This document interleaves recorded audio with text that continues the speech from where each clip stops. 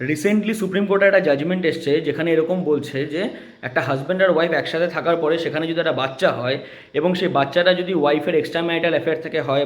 বা ওয়াইফের কোনো প্রিভিয়াস বয়ফ্রেন্ড থেকে হয় এবং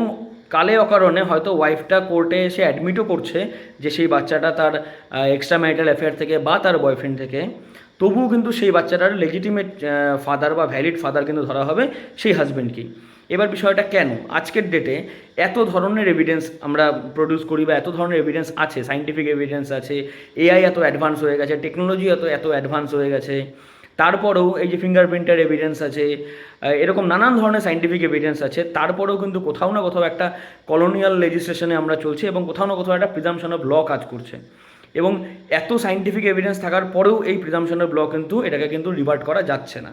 জাজমেন্টের ওই নামটা আমি ডিসক্রিপশন বক্সে দিয়ে দেবো, আপনাদের সময় হলে আপনারা একটু পড়বেন এবং কোথাও না কোথাও এটা চিন্তা করবেন যে আজকের ডেটে এত অ্যাডভান্স হওয়ার পরেও, টেকনোলজি এতটা অ্যাডভান্স হওয়ার পরেও, এত ধরনের এভিডেন্স থাকার পরেও কোথাও না কোথাও একটা প্রিজাম্পশন অফ লকে আমরা কিন্তু রিভার্ট করতে পারছি না।